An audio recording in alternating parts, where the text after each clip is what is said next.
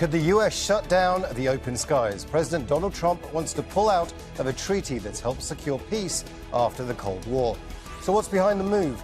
And has the military pact become outdated? In today's world, this is Inside Story.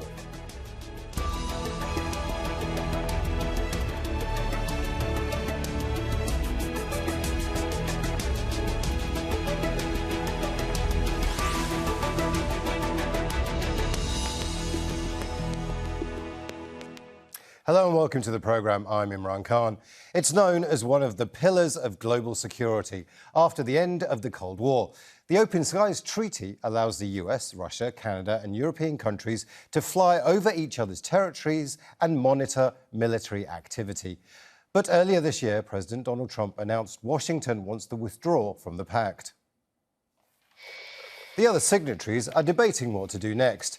US officials say Russia is violating the agreement by blocking flights over military facilities and using planes to map out American infrastructure for possible attack. The Kremlin rejects the allegations. The world's largest military alliance, NATO, is urging Russia to comply with the agreement. Russia has for many years imposed flight restrictions inconsistent with the treaty, including flight limitations over Kaliningrad and restricting flights in Russia near its border with Georgia. Russia's ongoing selective implementation has undermined the Open Skies Treaty.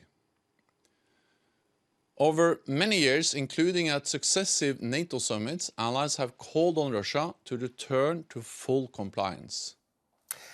So what is the Open Skies Treaty? In 1955, US President Dwight Eisenhower suggested Washington and the Soviet Union allow surveillance flights over each other's territories.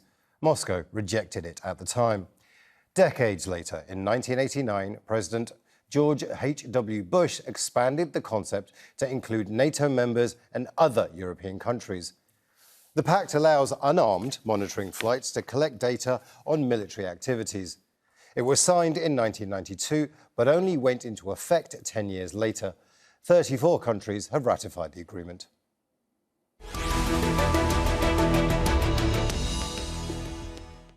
Let's bring in our guests. In Washington, D.C., Mark Fitzpatrick, a senior US diplomat and associate fellow at the International Institute for Strategic Studies. In Brussels, Christine Brezina, policy analyst on US-EU relations, NATO and transatlantic security cooperation. And in Moscow, Vasily Kashin from the Russian International Affairs Council. A warm welcome to you all. I want to begin in Washington, D.C. with you, Mark Fitzpatrick. There's really two things going on here. One, it seems to be the alleged Russian violations of this treaty. But certainly for the US, the biggest thing seems to be part of Donald Trump's plan to pull out of as many international agreements as possible. The most famous ones include the Iran nuclear deal, NAFTA, which he renegotiated. So is this just yet another treaty he just doesn't want to be part of because he feels the US needs to go it alone? Yes, that's basically it. The Russian violations are clear, but they're not that big of a deal. They've been dealt with. The United States took reciprocal action. So that's not the precipitating factor. This is just part of an overall agenda to withdraw the United States from agreements that are seen to bind U.S. hands. You might call it the ghost of John Bolton, who disliked all arms control agreements, and one by one, he and his acolytes who remain in the administration have been cutting the United States off from them. Vasily Kashin in Moscow. The US is alleging Russian violations. Our guest in D.C. says they have been dealt with, yet they are still there. What's Moscow's view on the pullout of this treaty? What do they think? From a Russian perspective, and according to what our Minister of Foreign Affairs says, the Russian government sees that the real reason of U.S. pulling out is just the change of your policy towards the arms control agreements in general, certain conclusion to which the American government came that they didn't need any arms control agreements anymore. The violations which are alleged, like limitations of these inspection flights over Kaliningrad, or limitations for the flights near the conflict zones, such as Abkhazia, cannot be considered as something major. Still, they could be negotiated in some way. However, if the American side decided to pull out of the agreement, there is no way to stop them, and probably we should be just prepared for dismantlement of this agreement in future. Mark Fitzpatrick in DC. The agreement was seen as being slightly out of date, given that we now have, satellite technology. This kind of monitoring of military installations isn't really that necessary. Is that a valid argument, do you think, that the US has? It's a valid argument. Certainly satellite imagery it supersedes actually what can be taken from aircraft. But aircraft have three advantages. Number one, they're flexible. They don't go on predetermined flight paths that can change. Two, they can go underneath the clouds. When there's heavy cloud cover, satellite imagery doesn't work so well. And three, and this is the most important one really, they provide a visible political demonstration of U.S. commitment to arms control, to transparency, and then the sharing of the data that is provided for in the Open Skies Agreement is another politically important manifestation of the cooperation. Christine Brezina in Brussels. What is Brussels' view? What is the European view on the pullout of the treaty? Is it that perhaps the treaty does need changing, or is this come as quite a shock? The treaty really matters for Europe. Of course, it matters to have oversight over what happens in Russia and in the United States for the bilateral relations between these two major powers. At the same time, the security concerns that the treaty was set up to address really are security concerns in Europe.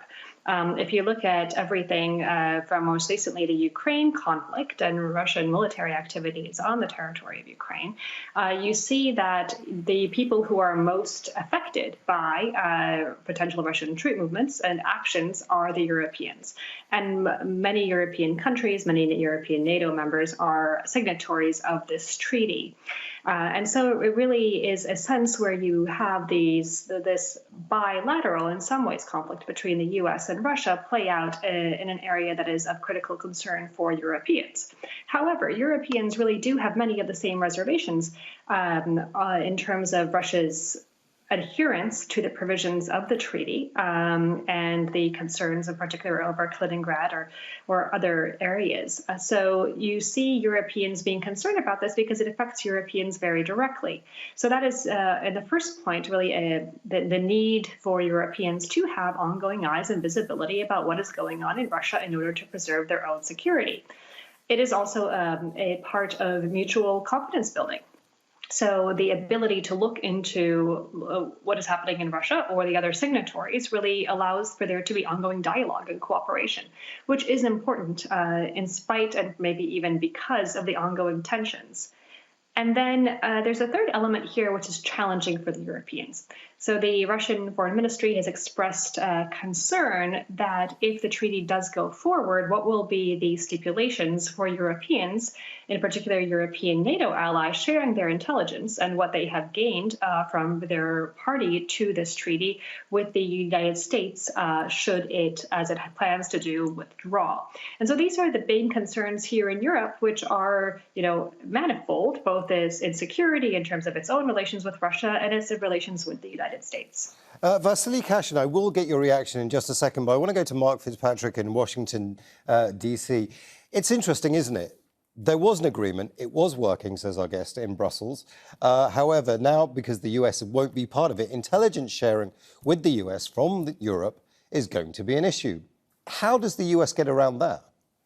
So the United States said that they would provide compensatory information to European partners, via the U.S. Data from satoites. So, as a technical issue, it's not such a problem. The problem is the political issue. Almost all of America's NATO partners want the United States to remain involved. it was important over the Ukraine crisis. And the United States withdrawal is a slap in the face to its European partners. It's another demonstration of U.S. isolation, of U.S. first. They don't care about the European concerns expressed so well by your panelist in Brussels. Vasily Kashin, your reaction, please. I mean, here's a deal that the Americans have pulled out of, but it's likely that they're still going to get the intelligence that they need from their European allies, because some sort of deal might be struck. What does Russia make of that? Russia will insist on guarantees that the Europeans do not share such an intelligence with the United States. And of course, if Russia discovers, or there are sufficient reasons to suspect that the intelligence is still shared, Russia could start to limit the use of this treaty by the Europeans. For example, if there are reasons to suspect that certain flight path is really being implemented at the request of the Americans. So this is a big issue which would effectively put the treaty into permanent danger. Russia is basically interested in maintaining the treaty, but not at any cost. For example, there are alleged Russian violations, but there were also a clear abuse of some of the treaty provisions from the NATO part. For example, flights over Kaliningrad, which is a very small territory, and the flight could last for a very long time, sometimes creating certain obstacles for legitimate Russian activities in the area, and that was used by some NATO countries sometimes. And then when Russia started to limit such flights, that became an issue. So there were certain grievances and certain dissatisfaction from both sides.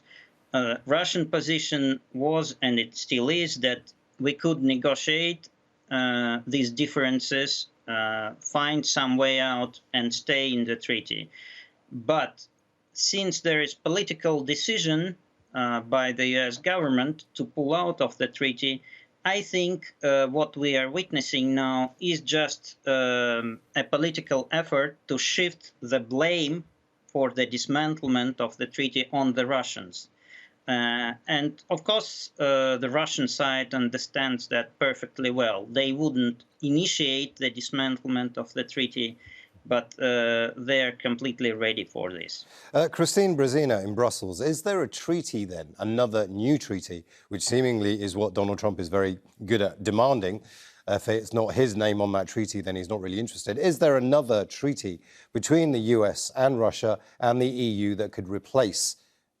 The big treaty that everyone is looking to right now for future arms control is the negotiation around New START. So the existing New START provisions expire in February of next year, so after the US presidential election. But the questions in that, which is also a nuclear arms control treaty, are about the participation also of China in that. So I think the big look to additional treaties aren't so much about open skies, which does have alternatives, as we've said, through satellite technology. It's politically significant, but there are workarounds. But the big question that moves forward is the question around New START and what happens there. So far, the U.S. administration has been in the habit of dismantling treaties, of setting obstacles to a lot of the multilateral formats that have been used thus far. And the question is whether this administration will continue to try to set the future of additional arms controls treaties and continuations, such as the question about what happens to New START, or will we see continuation of this more of a more bilateral or unilateral kind of foreign policy and a divergence away from the multilateral formats that had been really favored and have been very successful since the end of the Cold War. Just for those people who don't know, New START is actually the Strategic Arms Reduction Treaty, a very key plank of foreign policy for all of the countries involved. Mark Fitzpatrick, I know that you're very concerned that New START may well be the next target. Yes, New START is actually the last of the arms control treaties that the Trump administration has yet to dismantle, and it will end unless it's extended. It will end in February. So there's not much time left to renew it. And the Trump administration talks about, wanting a grand new treaty with Russia and China, but it's made very little effort to actually put any such treaty in place, and the Chinese don't want to have anything to do with it. So I'm afraid New START may be the next one to fall. The saving grace is that February is in the term of the next U.S. president, and the way the polling is looking today, that next president won't be Donald Trump. Would a President Biden be able, in the space of 1 month, to extend New START? It will take cooperation with Russia. I hope that Russia extends that cooperation. I hope that they keep the Open Skies Agreement valid, so that the next U.S. president can return the United States to it and return to other treaties. But it's interesting, isn't it? Because if New START is dismantled, and let's be clear, this is the way seemingly that the US administration, this current administration, is going, then we're back to the 80s and the de facto mutually assured destruction argument, where it's a mad ethos, to put it bluntly. Mark Fitzpatrick in DC, where's this going? Like, why dismantle all of these treaties? So it's not. There are several really bad trends going here. It's the absence of treaties. It's the absence of dialogue with adversaries. You need to talk to adversaries rather than wage war on them. And then it's the breaking down of the alliance network. Trump pulling out of Open Skies Agreement is another gift to Vladimir Putin, because Putin wants nothing more than to see a breakdown in NATO. And by the United States pulling out and then not being able to receive the data that NATO partners collect, and being out of sync with them on whether to continue this agreement, it's another breaking down of the whole structure of the Western alliance system. I think it can be restored, but it's going badly wrong during this administration. Christine Brezina in Brussels, is NATO about to break up then? NATO is not about to break up over this particular provision. I think that we have seen a trend in which the U.S. proceeds rather unilaterally in its foreign policy. At the same time, it tends to bring NATO along. NATO might not be...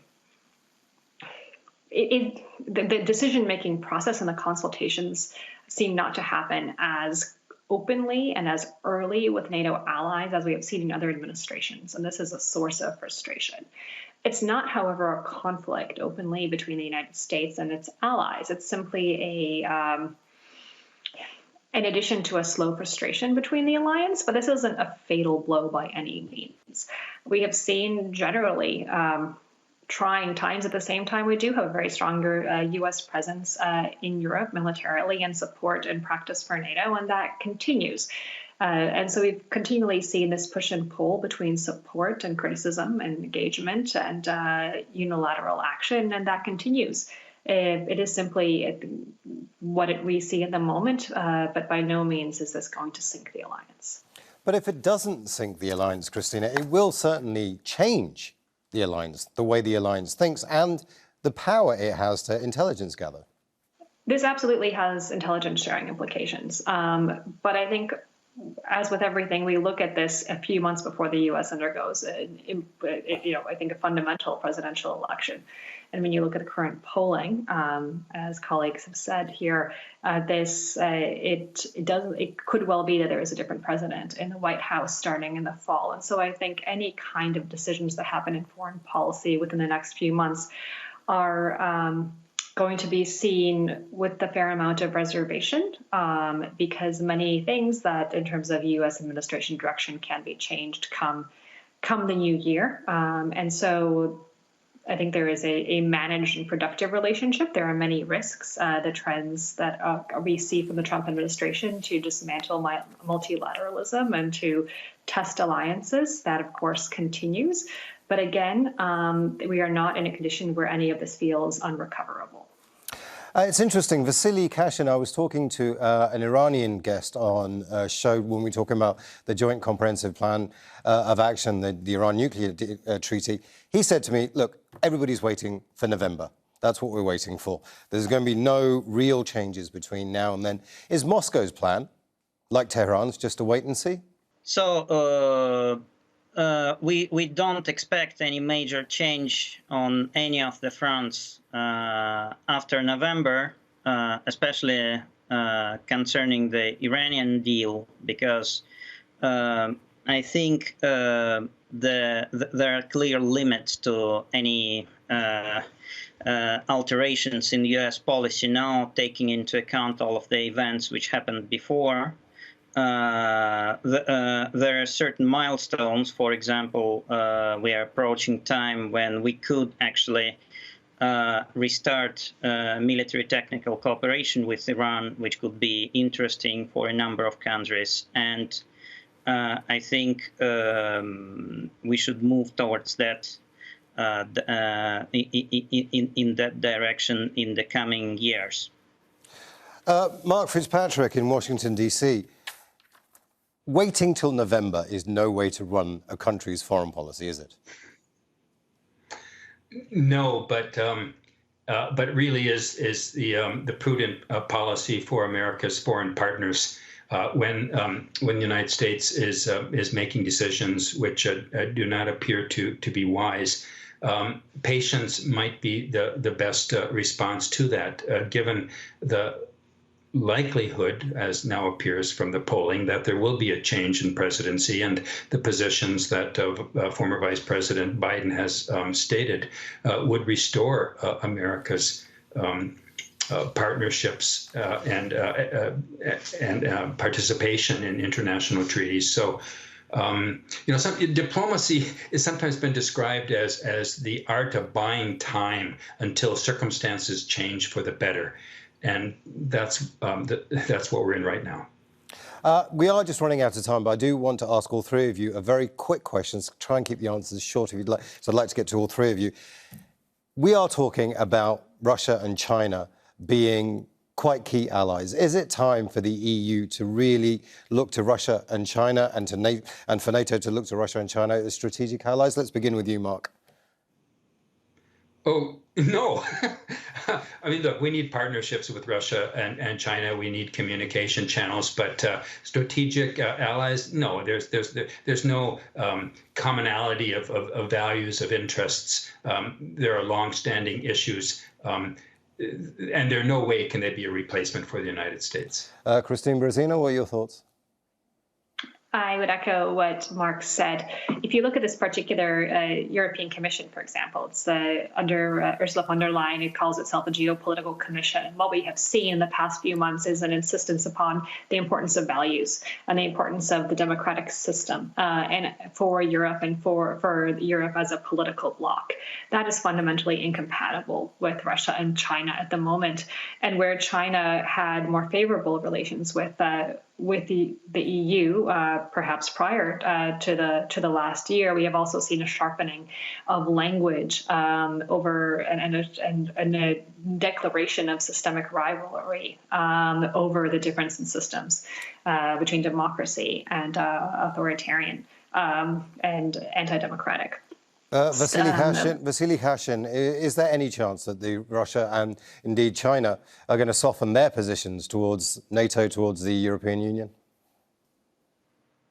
Well, I think the basic reality of our relations with NATO and European Union is that we are currently witnessing a spectacular disorganization and complete unpredictability within both organizations and, of course, within the United States, which basically affects everyone. All eyes then on November. I want to thank all our guests, Mark Fitzpatrick, Christine Brezina and Vasily Kashin. And thank you too for watching. You can see the programme again anytime by visiting our website, aljazeera.com. And for further discussion, go to our Facebook page. That's facebook.com/AJ Inside Story. And you can also join the conversation on Twitter. We are at AJ Inside Story. From me, Imran Khan, and the entire team here in Doha, bye for now.